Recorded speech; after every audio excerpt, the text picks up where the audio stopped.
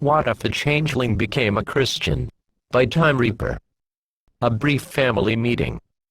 Photolens was a pony that was both blessed and cursed, even though he would never agree on both terms that were given to him by those who had met him, rather than being an idea that he alone thought about.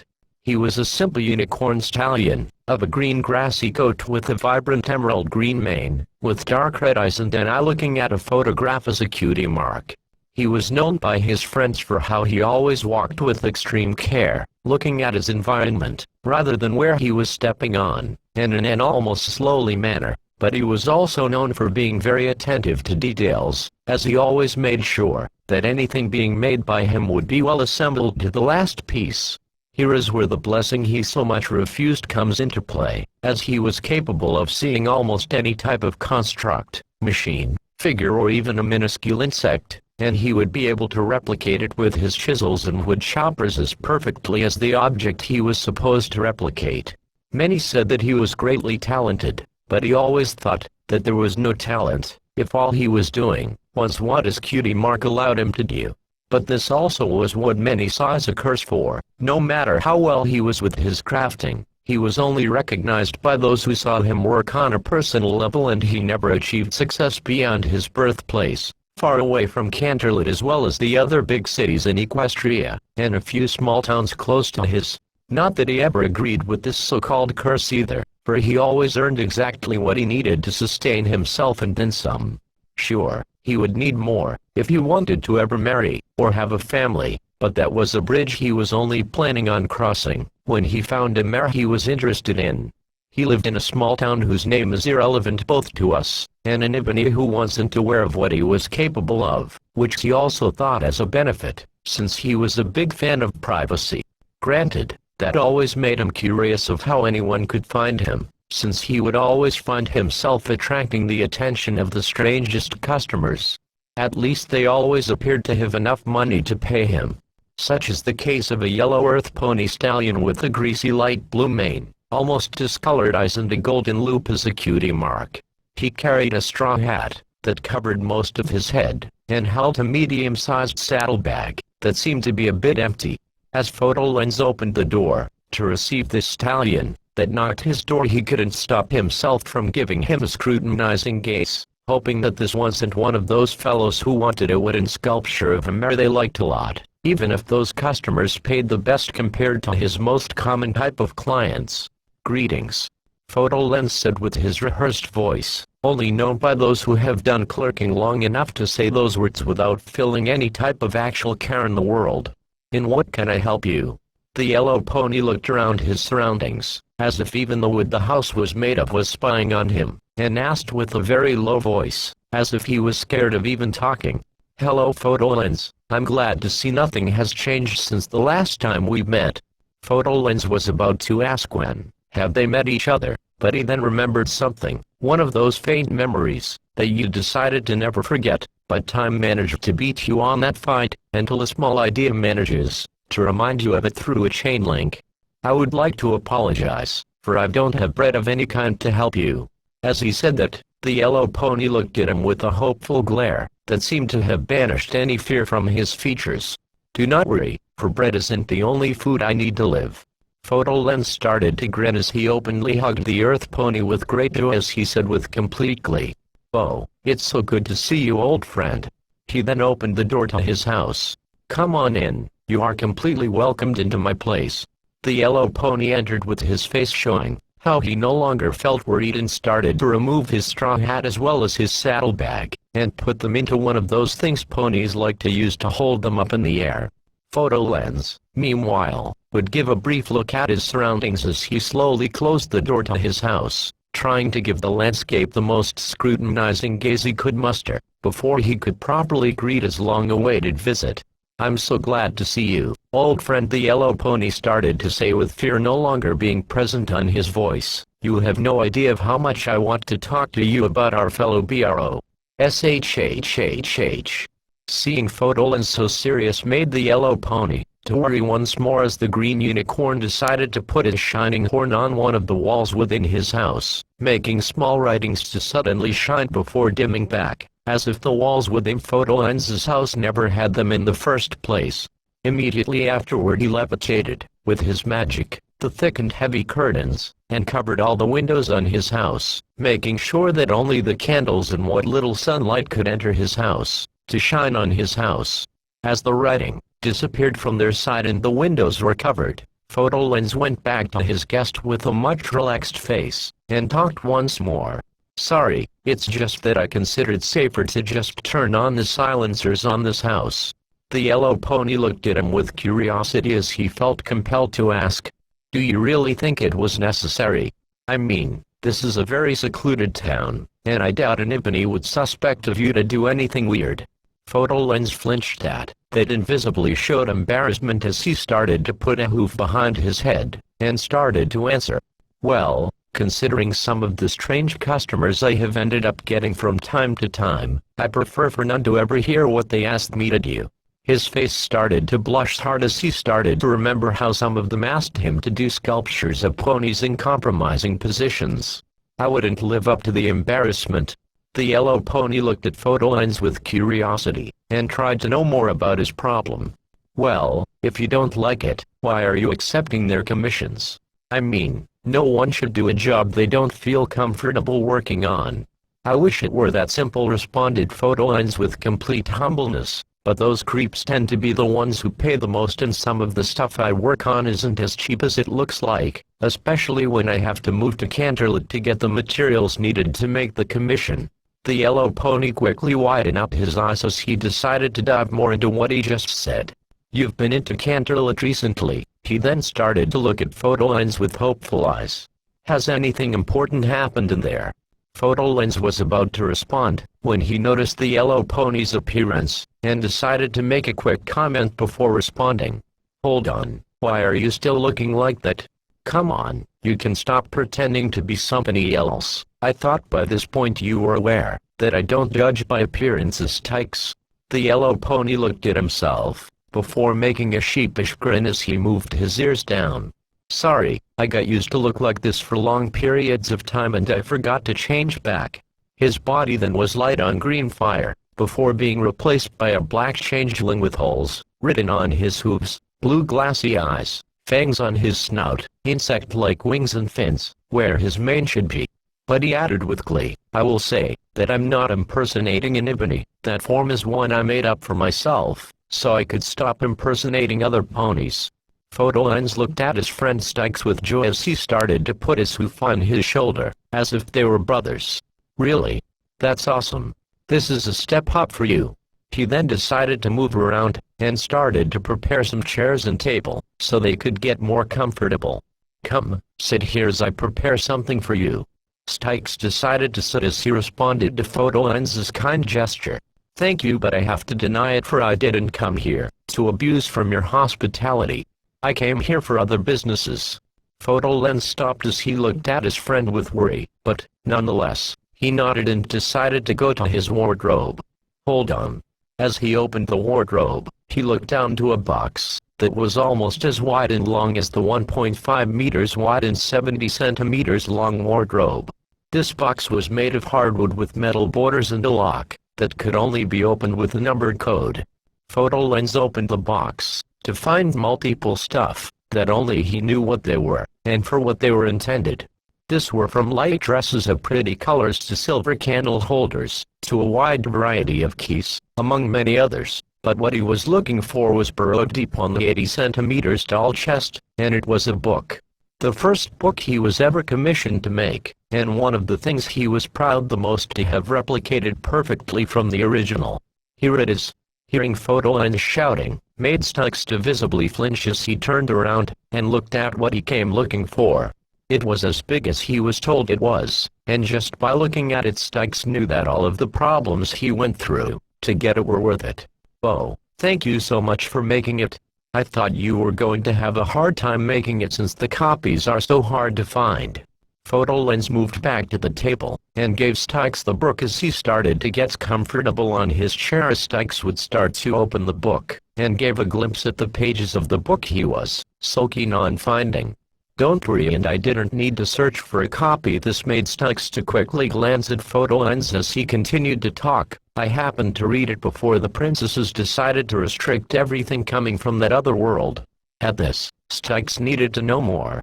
Wait, how did you get a copy of this book, and when did you read it?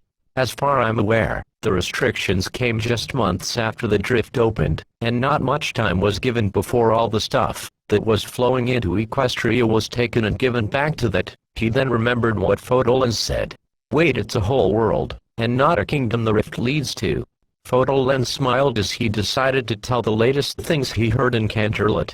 Well, not according to the latest rumors.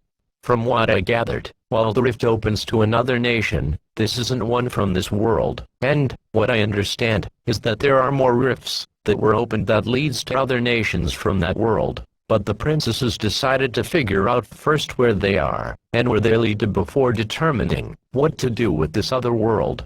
Stykes took a moment to mull on the information as he started to understand some things.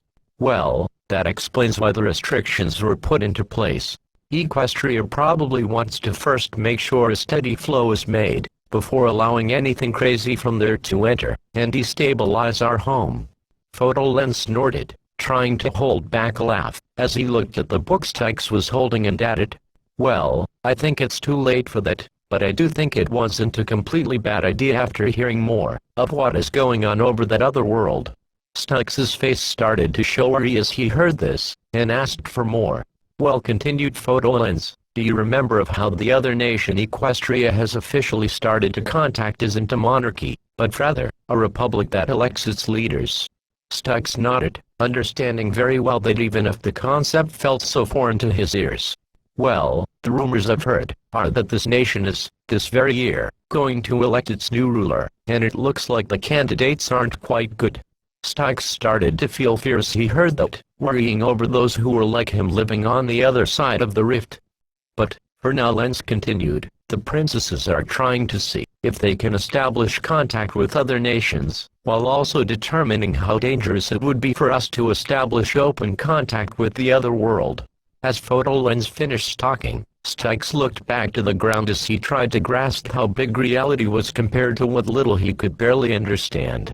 Two universes, two whole universes with its own set of rules and histories. It is amazing how all of this was created by a single entity. Photolens looked at him as Stykes said this, and turned around into Canterlot's direction, well aware of who were in there, and what they could do, as well as how some weren't very keen on those who just disagreed with the princesses. All he could say was, yeah. After some thinking, Stykes decided to ask for more. And what do the princesses think of allowing the rift to be opened back? It's been a while since then. Photolens looked back at Stykes as his mind tried to remember all the details he got from his last test visit to Canterlot just a few weeks ago. Well, he began, Princess Celestia still thinks that there are still a few loose ends that must be arranged before reopening the rift. Princess Luna changed her mind. She now thinks that both equestrians and humans could be allowed to cross in between the worlds, but starting only with professional travelers, so to speak.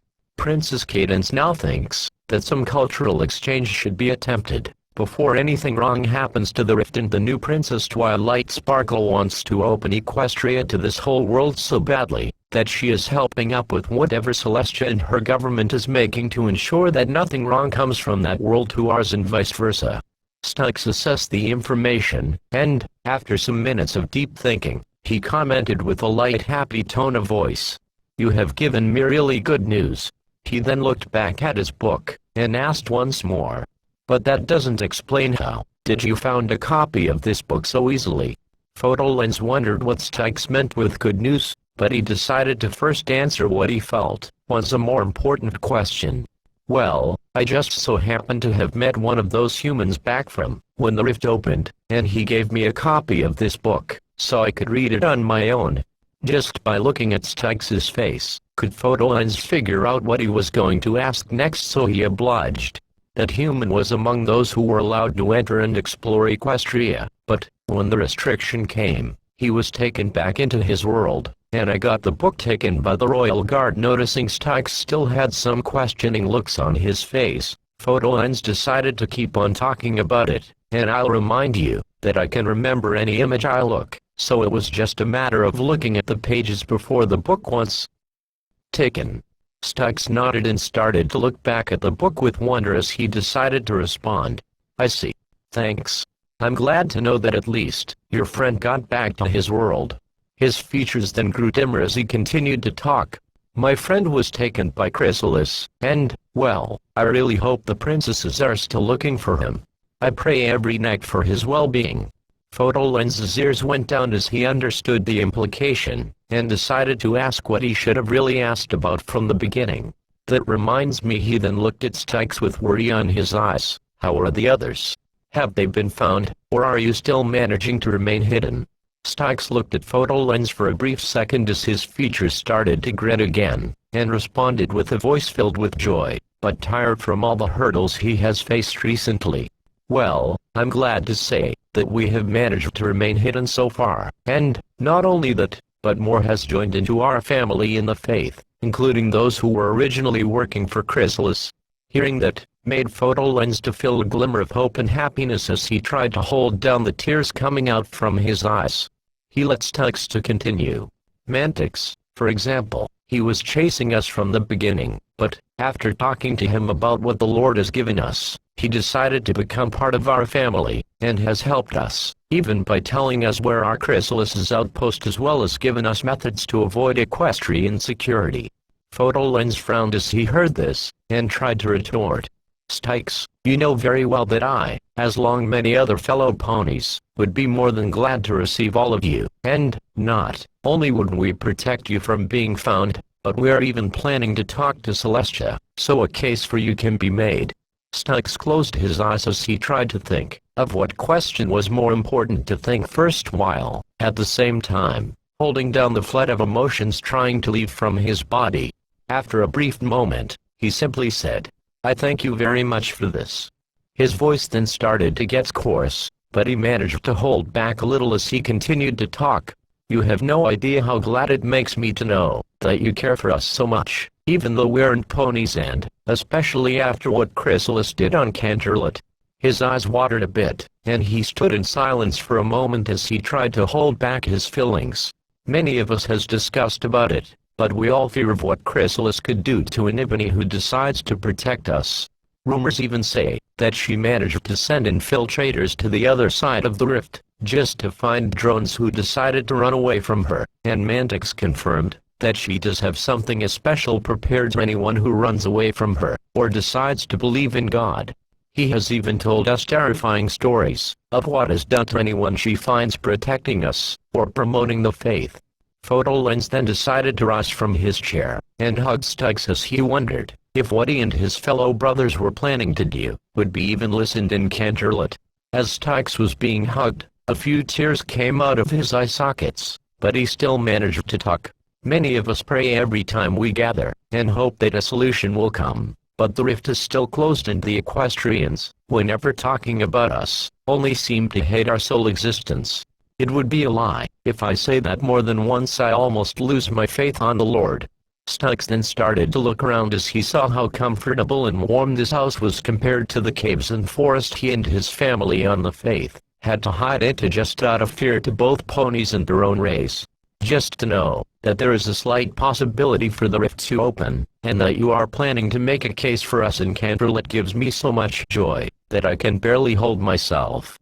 He then started to tear a bit as Photo Lens just kept on hugging Stykes as he said, It hasn't been a year since all of this began, but it feels so long.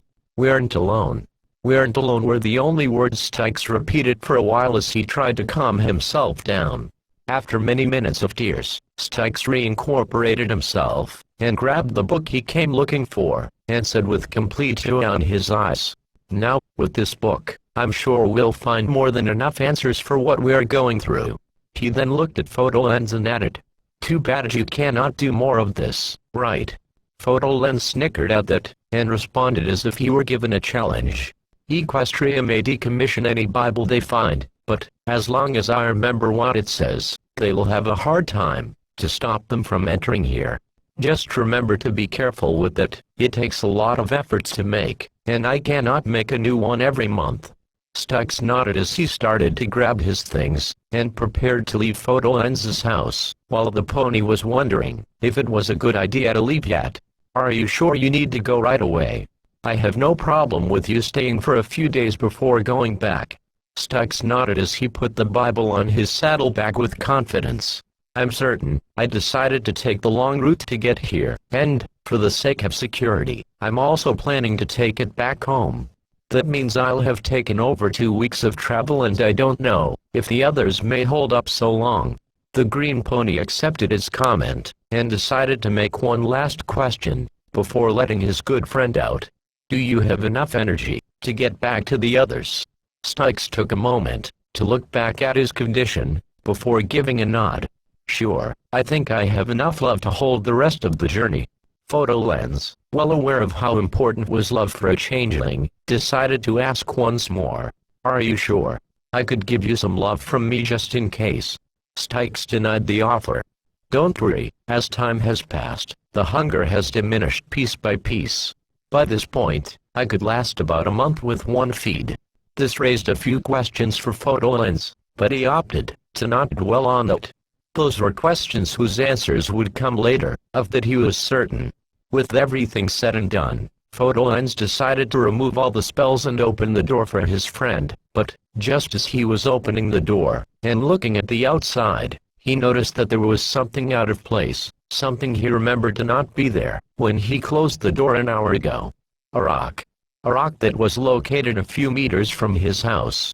As Photo Lens's inner alarms were moving, he motioned his friend Stux to stay where he was, while the unicorn decided to go and watch the rock from a safe distance. He lifted the rock and analyzed it to see if he could find anything suspicious, and, after some brief analysis, he found nothing inconspicuous with it. It was a perfectly polished and smooth piece of rock.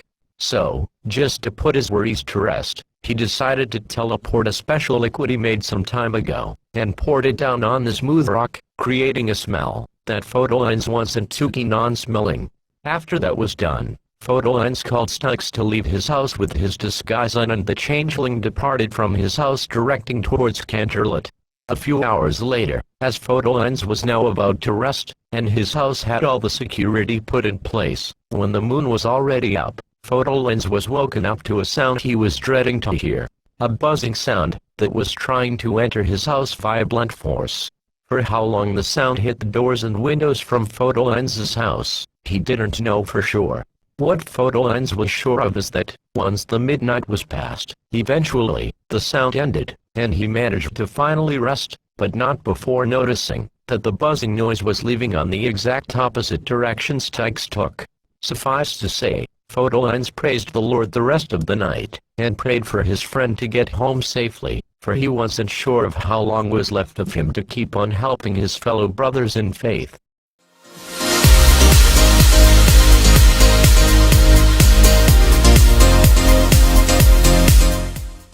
That's all, Zipsters! Like and subscribe.